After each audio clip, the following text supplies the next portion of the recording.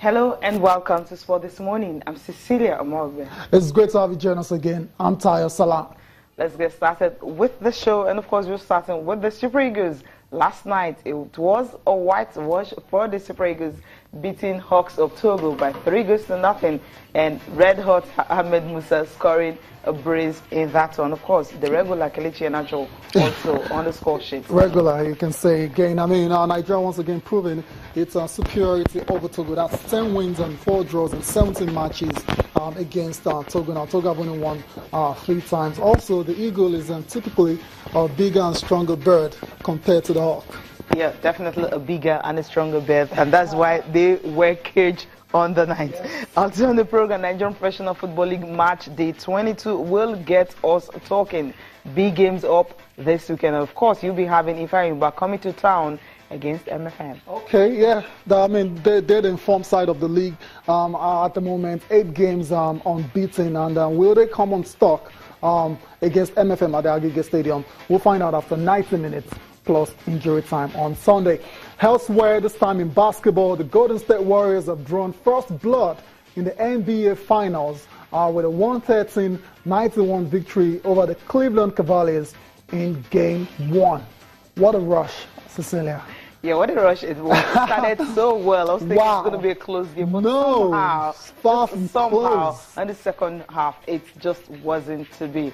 The Cavs know what they needed to do, but they just couldn't do it. And the Golden State Warriors having a +1 to what they have last season. When I mean +1, the KD, the big boy, on the night, he showed the reason why they needed him. And of course, that was just the guy, 20 points, 38 points on the night. Correct. I mean, that scoreline again that you talked about, you're expecting, a lot of people actually expecting a very close one, but 113-91, it's how it ended at Oracle Center between the Cavs and the Warriors. So with that result, now the Warriors take a 1-0 lead in the best of 7 series. And Cecilia, you're talking about Kevin Durant. He's the X factor. Yes. That's why they made that splash in the offseason to bring him in. They had to let a lot of people go. They had to let some really good players go. Harrison Barnes are one of them.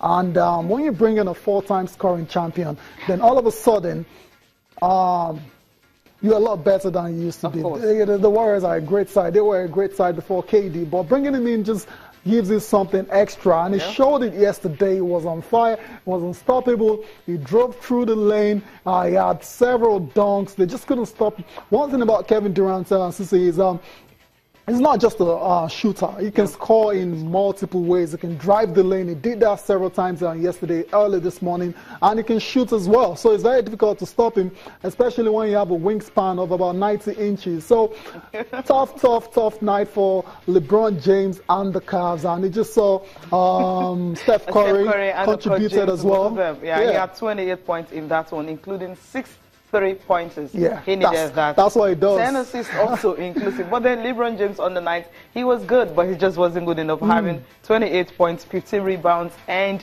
8 assists. But he just wasn't good enough. You know, we keep talking about the fact that when you have a big player and the other ones are not stepping up to his own level. If he had 2 or 3 other players scoring as much as he did on the night, you know, turning up a good performance. You know, he started so well, but somehow in the second half, he came in and it wasn't the James that we saw in the first half, and of course first and second quarter. But then you have other players, Karen Ivey and the likes, who just wasn't good on the night. Yeah, exactly. I mean, Kevin Love had a decent game. He had a lot of rebounds in that one, but in terms of points, exactly. Didn't really contribute a lot.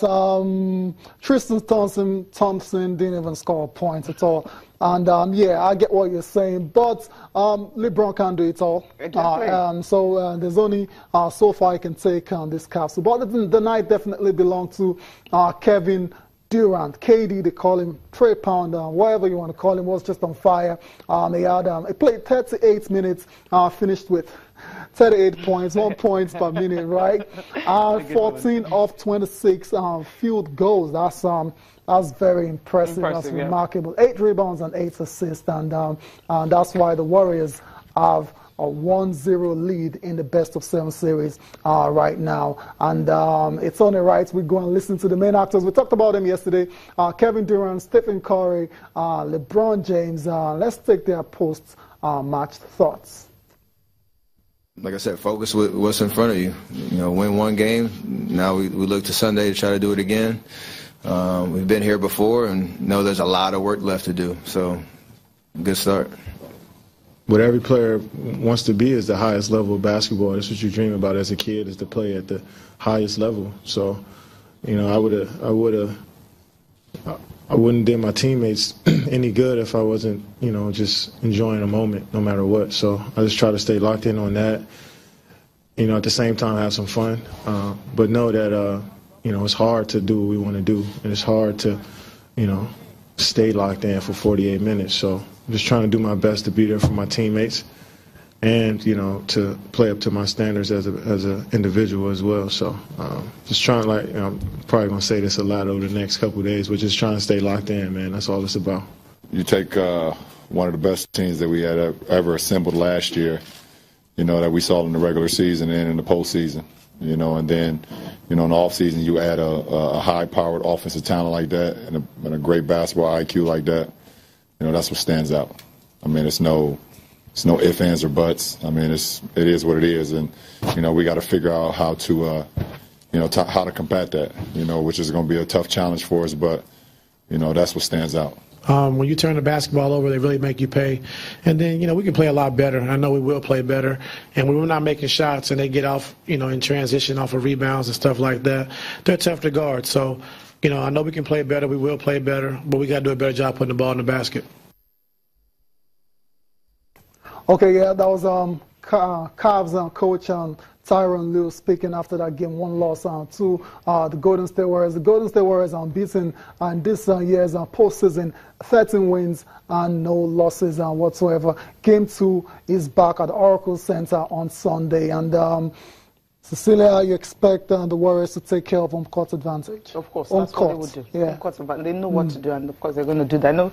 I understand what LeBron is saying, talking about the fact that they added one person. I mean, he was referring to KD. They were good, very good. And then you have one joining. What do you expect? Cheat mode, right? That's the thing. So they know what they have to do. The coach believes they can actually play better. So that's what they need to do in game 2. But they know that the Golden State Warriors also are ready for them. Exactly. They have to just want to reclaim that title they lost last season. In the manner they lost it. 3-1 up. Come on. Losing it right in front of their own fans as well. This time around, don't celebrate yet. Because you know what happened the last time. 3-1 up, and at the end of the day, it all went to the Cavs. They needed it more at that time. But right now, what's actually the motivation for the Cavs?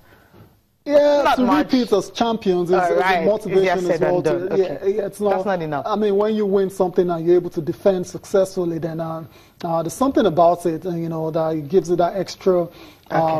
So that's their motivation. And LeBron wants to win a 4th NBA title as well. So KD hasn't won, so he just won. So he's more motivated now.